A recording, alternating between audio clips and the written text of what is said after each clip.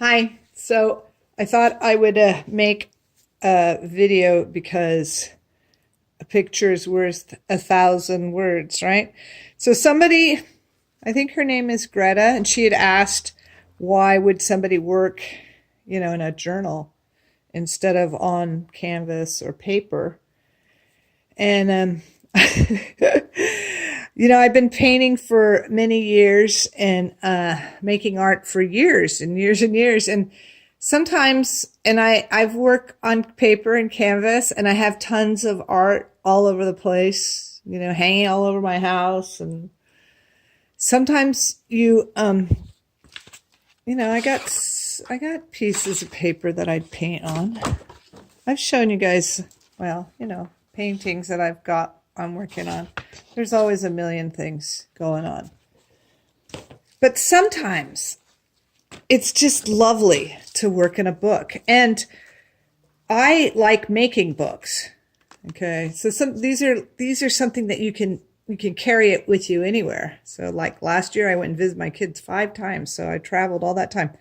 Also, I have used, now these are like scrap paper, and then I would put them in a book, and then and then use them up. I hate wasting paper, right? And it's just a place where you can just do whatever. You can just play with the paint and see how things are, blah blah blah.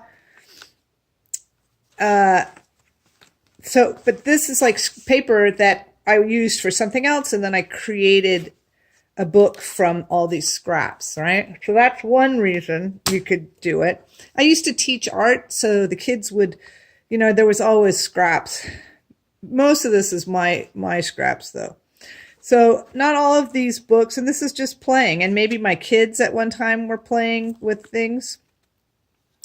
It goes on and on, and there's stuff, there's empty places, but I love making books, and I teach too. But sometimes just making the book and then playing with paint is fabulous. And this is something that I wouldn't, I could sell, I suppose, but, it's just something to do, and it's ongoing. Okay. So for this 52 series, so these are just a few. So again, these are things that maybe they got collaged. I was playing around with stencils. Over the years, a lot of times it's like I said, these were just scraps of paper, and then they get used in different ways, fooling around. And some are more serious, some of the drawings, and some are just notes to self and so on. Kids, I think this is one of my grandkids' scribbles in here somewhere. I saw a scribble. Anyway, that doesn't matter. But this was a book that I made I had taken a class in figure drawing, and, I had all this paper left over, and I really needed, all these figures from the class, and I wasn't going to do anything, but I don't like to just throw everything out, so I just cut it up and then made it into an interesting book, right? And I'm not finished with it, but it has stuff within it, and that could be a whole other project. It's a good idea how to get rid of paper, not get rid of it, but turn it into something. And then, whenever I get new paint, I lay it out and play with it. And it's just another place to play and constantly work on ideas. I like faces. And, so one time, I got to tell you a funny story. I work as a substitute teacher, and one time the kids, I told them I was an artist. And, oh, do you have any artwork? I said, oh, I have a journal in my bag. And so, of course, this was a 6th grade class. They found this, right? Oh, my God, that was terrible. These boys were so naughty. And then they went and told the principal that I was forcing them to look at pornography. Women's breasts. Isn't that funny? It's kind of sad, huh? Anyway, that's an interesting story. Oh, jury duty. I was in jury duty, and I had my little tiny book and just did drawings, while I'm sitting there. Okay. So you get the idea. Oh, birds, birds, birds. And then I just started making little pockets. Where do you put all of your artwork, when you're playing around? These were I carved stamps, right? And then I'm just playing with them. Carved erasers, So that's why you have books. Here, I have another book. And like this was a painting, I was just fooling around with faces, and it wasn't anything that was going anywhere. So it became the cover of a book, right? And on and on and on. So, this is another one of those, just a bunch of scraps. Okay. And then I love making charts of color, and they can live in here. Okay, so you get I just love that. Isn't that fabulous? I love these. Oh.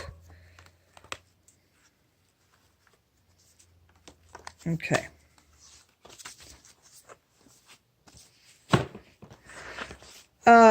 This is a book. It's a series of books that I made. I printed them. I had a GoCo printer. I have a GoCo printer. And so I made prints, and I actually had printed enough to make like 20 books. So for this series 52, one of the things I was going to do is finish projects that I've had around for a while. So I started binding these books, but my hand, I was having problems with my hand. And so I had to give it a rest for a little bit. And then there's 5 signatures in it. And then that, So there's Coptic stitch, and I've made 1, 2, 3, 4, 5, 6, 7, 8, plus 3. I've made 11 because I've sold 3 of them. Eventually these need to get put onto my Etsy shop. And then this is a book, another Coptic stitch. This was made in a class I took with Kate Thompson.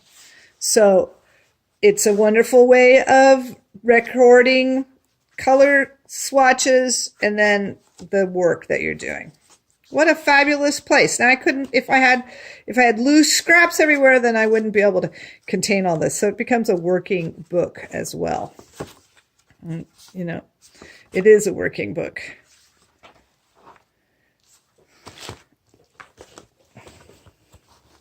A painting that I never finished. It became a great cover. And then this just goes on. These are examples of different things, lessons that when I used to teach journaling. And so this becomes a place. And then I started just putting stuff in there. Okay. And then I have tons of books. So these are just a few. But this is an altered book. And in it, collage and paint. And faces, I love faces. This is watercolor on gesso. These pages, some of them were gessoed. I took a class with Jane Davenport. And a lot of these pages aren't even complete. So I'll use this book as an example, a place where if I'm teaching a class, and I'll use it as an example. So I might start something just to show them where, the students where we're going, and then I have other examples. But I love this gal. So, yeah. I got to take a class with Roxanne Coble, and Bybun, and I love her technique. It's a lot of fun. So that's another one from her. Spirit. It's not finished yet. I need to finish it. Yep.